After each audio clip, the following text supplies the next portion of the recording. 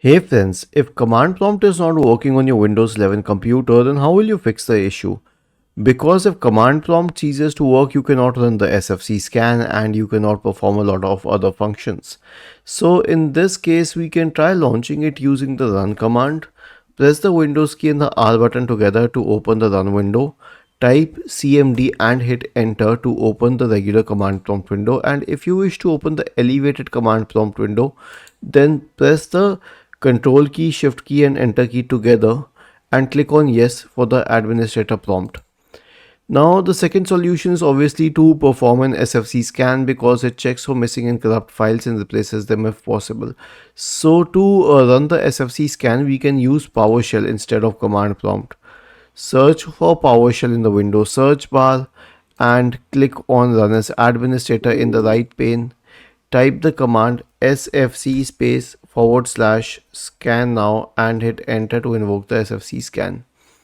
The third solution is to disable third-party antivirus software products just in case they are blocking the command prompt. So right-click on the start button and select settings from the menu. Go to the apps tab on the list on the left-hand side and select installed apps in the right pane. Now search for McAfee or any other third-party antivirus products. At times we do not even know that we have a third-party antivirus on our system. Now I don't have it, but just in case you have it, click on the three dots associated with it and uninstall it. I'll show you. Uninstall and then uninstall it. The next solution is to perform a system restore. How do we do this? Search for recovery in the Windows search bar and click on recovery. Click on open system restore. Click on next. Select this one or any good restore point.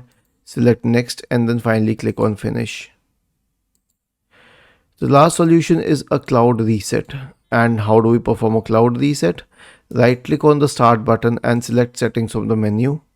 Go to the system tab, scroll down, select recovery, click on reset PC, select remove everything and then click on cloud reset. But before clicking on cloud reset, make sure to take a backup of your data.